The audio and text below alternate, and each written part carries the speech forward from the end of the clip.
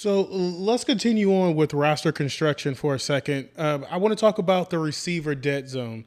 Let's talk about what rounds those are, because there is a receiver dead zone, right? Yeah. Let's So talk we about. we just coined that. Okay. So All right. if this somehow catches on, we were the first and 15th, the wide receiver dead zone. All right. Let's talk about what rounds consist of the dead zone and what Yeah. do you do during that time.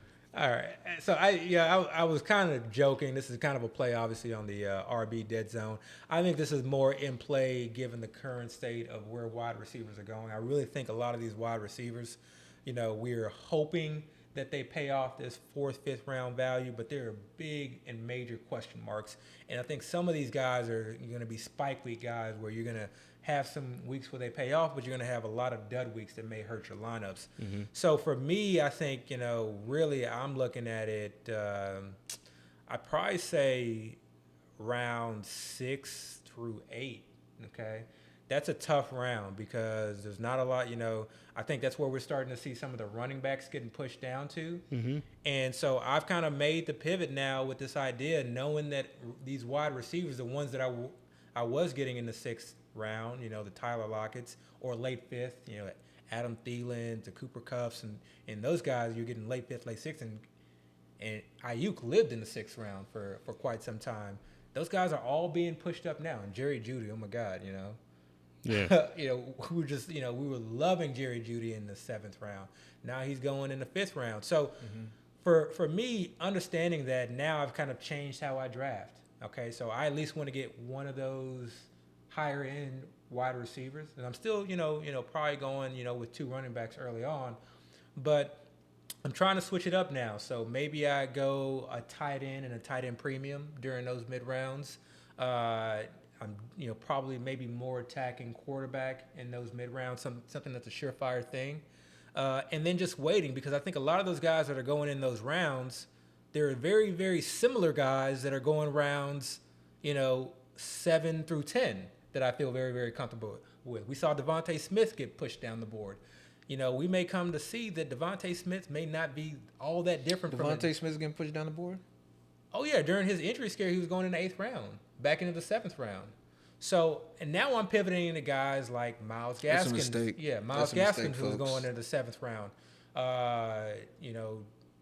Raheem Mostert, who's someone I'm really taking a liking to. I don't care that it's an RBBC. I know this is a running team and a very running off in a run, in a great running scheme. All he really needs is 12 to 15 touches a game. We've seen what he can do with that. To me, that's and really they've kept him on bubble wraps. He hasn't been injured, but he's not playing. The only other player that they've really done that with is George Kittle. That told George me a Kittle's lot. practicing too, though. They're both practice, but they're not playing in the preseason. Yeah. So that's kind of telling me a lot, I'm kind of pivoting to guys like that now, who I feel just a little bit more comfortable. And it's not that I'm saying don't draft those guys in those rounds. It's just that I like a lot of guys that I have in the same tier that go 2 to 3 rounds later. So I'm just kind of making that pivot. I'm not forcing myself to, draft a sixth or a late fifth round wide receiver that I don't have graded out at that current ADP. So Dayo, what is your strategy during that time? Because it seems like in drafts as of late, receivers are being bumped up quite a bit. What's your strategy during that? What we're coining as receiver dead zone. Well, to be honest with you, I really didn't even know there was a receiver dead zone. So Yeah, this I just made it this up. is all new. This is all Maybe we new don't want to call it me. a dead zone. Maybe we want to call it Well, we should probably call it something else. But it's interesting hearing Abby talk about it because it kind of like what I like to always say as far as just drafts in general and these boards. All of these players are just being shuffled around, Players that are going higher now just really means other players are going lower probably than when they were going before. So and we've seen it, and we even talked about it, most likely it's due to injuries or situation changes, but if these wide receivers that we were taking in the 6th and 7th round are now going in the 3rd, 4th, 5th round, that means the players that were going there initially are now going after these guys. Mm-hmm. So if we all know the running back dead zone is round 4 to 6. Some say 3. And now we're saying the wide receiver dead zone is 6 to 8. Sounds to me like the ideal strategy is wide receivers during the running back dead zone and running backs during the wide receiver dead Running zone. backs or tight ends or quarterbacks, yeah. And I think this is Sigmund Bloom. I might just be giving him credit for no reason, but I think it's Sigmund Bloom that said it. Don't let the ADP, don't become a slave to the ADP, because your ADP will make your team, and that's a big type of idea to think about, because if you go into a draft having values for players, there shouldn't even be an ADP list. You should be able to just say, this is who I want at this place, this is who I want at this place. But in reality, what happens is we all see this queue, and it makes us draft differently. And it's not so much because we really say, okay, well, this is the ADP, so these are the values. It's more so the psychology that everybody's also looking at this same list ADP. So they're kind of considering the players at the top just like you are. So even if it's a player that you like, but you think is value too high, you have to really make a consideration. If I want this guy on my team, I got to take him higher than what I probably expect because ADP is high, or a guy that we probably are like, he is a great value. He's going to smash, like how we used to think about AB. He was going in the 8th round. We wanted him. We probably valued him higher than the 8th round. 8th round, 9th round, But 10th round. We knew let's not jump higher to get him because we can get him later. So these boards are all shuffling around, and you have to kind of, again, be like water, go with the flow. But don't let the ADP tell you where you have to take some guys. There's guys, and I've done a couple drafts lately, but there's guys that I used to like because of where they were going. I'm just not drafting anymore right now. They're just the place that they're being selected is just too rich for my blood, and I'm okay missing those guys because there's going to be other players. This is football. People are going to have good weeks and bad weeks. There's always value to be found. You just have to find it. And you just telling me Devontae Smith is slipping. That's a mistake.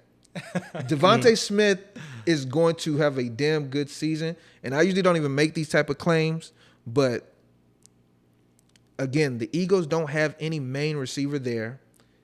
If you look at the way he runs his routes, he can always get open. The question is, can they get him the ball? If they can get him the ball in that type of division and offense, he's going to eat. I think the question is whether he's going to be able to stay healthy all season. I don't think that's an issue at all. But he's never had injury issues before, and this injury he's dealing with now, he's already back. Yeah, I'm not. So it's not even something he's ever dealt. I mean, that he's dealing with long term. So I wouldn't be concerned with that. And the doctor even said it. He was like, it's not a big issue. Now it's football. Anybody can get hurt, but you can't plan for injuries. Right. C-Mac we couldn't have planned for last year. Barkley we couldn't have planned for. Otherwise I wouldn't have drafted him there. But yeah, if there's a wide receiver dead zone, just take the running back. Just take the running backs. Quarterbacks. Yeah, take the running backs that you see, or tight ends or quarterbacks. Yeah. And that you know who to take from those. But if you're gonna take running back, take the guys that you can envision having a meaningful role. If just one thing changes, like just one thing, injury, trade, just something. Yeah. That doesn't mean just take any running back. There are running backs that we don't like, okay? Yeah. And those are the ones that are in our running back dead zone, but we don't think that every running back that goes in rounds 3 through 6, 7 are just running backs that you should completely avoid. Yeah. Having just sort of kind of a philosophy of I'm just avoiding running backs in these rounds, I think is just a setup for failure because you're going to miss out on so much value. You're going to miss out on guys that hit. Even if there's a low hit rate, be better. Be the drafter that is able to decipher through all of the news, through all of the mess, to find that those handful of running backs that will succeed. Because now you have an advantage over your league mates. So where are you taking Henderson right now? I'm not drafting Henderson. If you were to take him, if you could take him any round. If I could take him any round, I would probably be looking at taking him 9th, 10th round right now. So he fell a lot for you. Wow. Yeah. Oh yeah, absolutely. Again, like you said, talent versus situation, and this is one of those things too, where this is why he was, this is where I use the term upside. A lot of times upside to me, to some degree equates with risk. He was a risky proposition because I knew he wasn't a first round running back. I knew he wasn't this elite talent, but he was just in a great situation. But because he was in a great situation, I understood that there was risk there, and to me, that was the upside. Where are you taking James Robinson? I wouldn't take James Rob. I probably am not going to get James Robinson. I'm not going to take him in the third round. If I start off 0 RB, and for me, 0 RB is going like 2 wide receivers early. I'm not, doing like the 4 or 5 wide receiver build usually. So if I go like 2 wide receivers early, or maybe maybe I'm at the, or somehow for some reason go, tight end, 2 wide receivers or whatever, then, I'd be looking at him in the fourth round. Yeah. But I'm not taking him in the third round. I'm not taking him over DeAndre Swift. I'm not taking him over Chris Carson. I'm not taking him over Allen Robinson. I won't even taking him over Robert Woods. Definitely not taking him over Amari Cooper. None of those guys. I'm not taking him over any of those guys. Okay. Because again, this is a different offense. This is not the same offense that was there that there was different head coach, different offensive coordinator, new weapons. Okay, they have new weapons that have come into play. They have a new quarterback that's come into play. So I'm not saying James Robinson is a bad pick, but he's a fair not amount for of me. unknowns right there. Yeah, he's just not for me. I think he'll be fine, but he's not. I don't see him as league winning upside or someone who's going to really have a lot of spike weeks based off of where he's going. There's other guys that I'd rather have. Well, you're kind of taking him at his ceiling now if he's going in the third. That's kind of his ceiling because I don't know if we expect a lot of PPR work as far as getting a lot of catches out of the backfield. I wouldn't even be surprised if they bring somebody else in. I mean, honestly. Yeah. And then, Chenault might end up getting a few of those dump offs. I had to draft Chenault. Yeah, he might end up getting I like Chenault, but he might end up getting a little bit of those dump offs. So, I don't know. Right now, he's taking it. I think the thing with news, with fantasy, it always has this, like, yo-yo effect. It makes people go one extreme way. Yeah. I think people are, like, really excited about James Robinson, his potential. I definitely don't see him going in the second round. So the third is his max to me. Yeah. He might fall back down to the fourth, the fifth a little bit. And speaking of, this is totally off subject, but do you all remember when Pitts was going in the second round? Yeah. Yeah. Hasn't happened very frequently recently. No, he's falling like the third, maybe like the back end third, early This is because fourth. there's been no positive news. That's what I was gonna say. Nothing's Not even changed. say positive news, no fluff. Right, nothing has changed. Yeah. He went from I even think he might have. Don't quote me. I might totally be lying, but I think he might have creeped into like the very back end of the first in one draft. Yeah. If you look on that's Fantasy crazy. Mojo, there probably is one draft he was taking the back end of the first. Yeah. Nothing's changed about Kyle Pitts. Yeah. I think there've been a couple And of now he's falling. Yeah, there've been some reports about how he's kind of been, he was getting, I won't say manhandled, but I didn't see that. I've heard Yeah. actually good. Like I've heard they've been I'm talking about moving it. him. I'm talking about I'm talking about when they've practiced with other teams, and he's Have gone they been against practicing? other linebackers. I didn't know Yeah, Falcons they've were been practicing with other practicing teams. I forget who they. It was either the Bills or the Dolphins. But even if he's being manhandled, I don't want to say manhandle, but he was basically, they were doing a good job of covering him. Being tuned up a little covering bit. him. Okay, Yeah. I got you. Well, he'll figure it out. But I don't know. That's just weird to me. So there's a question I've been wanting to ask every single episode, and we keep pushing it back. Let's talk about defenses. When do you guys start evaluating defenses? Because that affects your start sit. It affects, how you set your lineups from week to week. Yeah. When do you start to evaluate defenses? So we're not talking about drafting defense. We're talking about actually Evaluating defense. defense where our players are going Yeah, against. that's a good question. Okay. Honestly, most of that comes like in the first 2 to 3 weeks, and you can actually get a pretty good idea week one. Okay. And that's actually something that I really really look at, and a lot of times I'm also like I'm specifically like kind of looking at the D line specifically. Definitely preseason you got to do your best. You look at player personnel, you look at like continuity, you look at like the defensive scheme and system, etc. They can give you a good sense of what's going on. Like could the Pittsburgh Steelers be a poor run defense? Potentially, but what's the more likely outcome? That they're going to probably be a good run defense. So I usually preseason are considering the extremes. Who's a really, really good run defense or projected really, really good run defense? Who's a really, really projected poor defenses? And then I just kind of ignore everything in between. And then those first weeks of the season, I'm really looking at as many games as I can to really try and evaluate, okay, who is a really good defense. And it can be tough sometimes too, because I'm not looking at things like turnovers. I'm not looking at a quarterback, who has a ball that just sails on them or gets tipped in a team defense. They get an interception, and they score, they take it to the house and score 6. That to me is irrelevant. I'm looking at, what's going on in the trenches. Mm-hmm. What do the cornerbacks look like? And cornerbacks can be tough because cornerbacks, they can have a good game, they can have a bad game. So sometimes that kind of comes down more to pedigree, but. Scheme and D-line to me are the things that I try to kind of focus in on first, and then the rest just kind of comes throughout the season. But it definitely plays a very, very strong role in start-sit decisions throughout the year. Yeah. Dio, like how do you evaluate defenses? Like, what are you looking at, and how long does it take you to kind of set bad defenses versus good defenses? So, I don't put much value in it early. I am a subscriber to.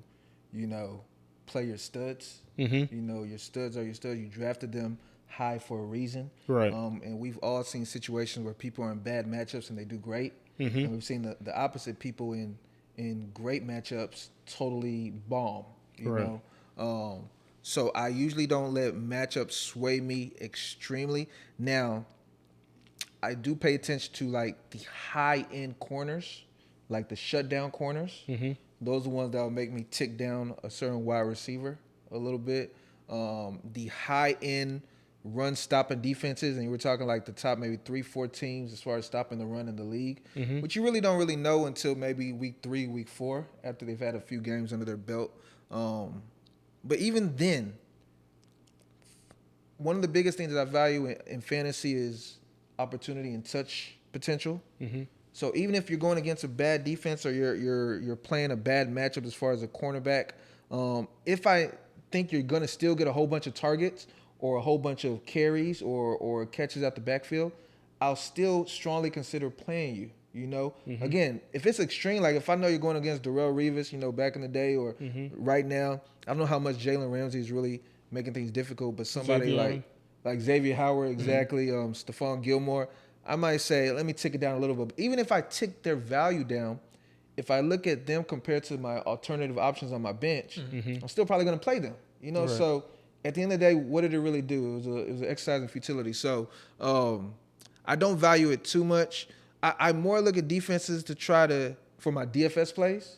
Because, in DFS, you're trying to play high-end value players that's going to give you the most amount of points so you can win that $1 million, So I look at it like that.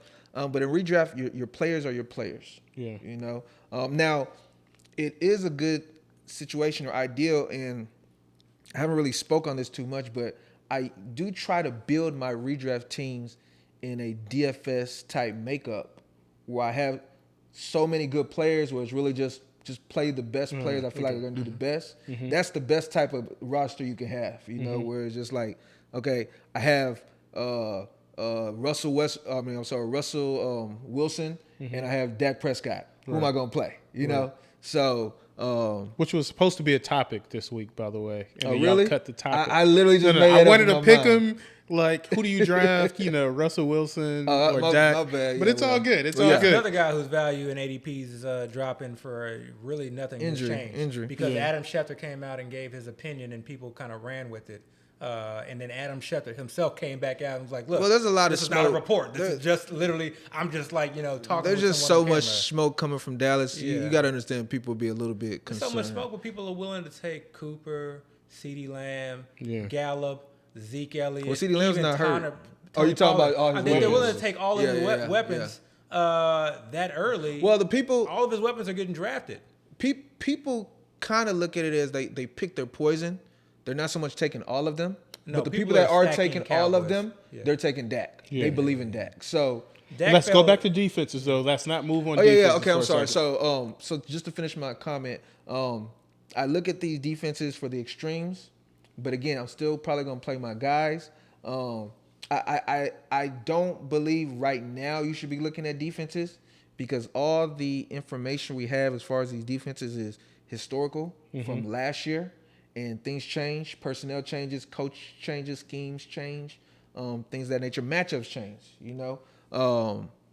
But You know, like I said, I don't let defenses sway me that much. Play your studs. You know, you drafted them for a reason, and if they're that great of a player, then regardless of the matchup, they're still going to produce for you. And you're going to be real mad if you bench them and then they go off. I'll sit my stud. You will sit on my bench if I feel like you need to. Yeah. And let's talk about I know you do, yeah.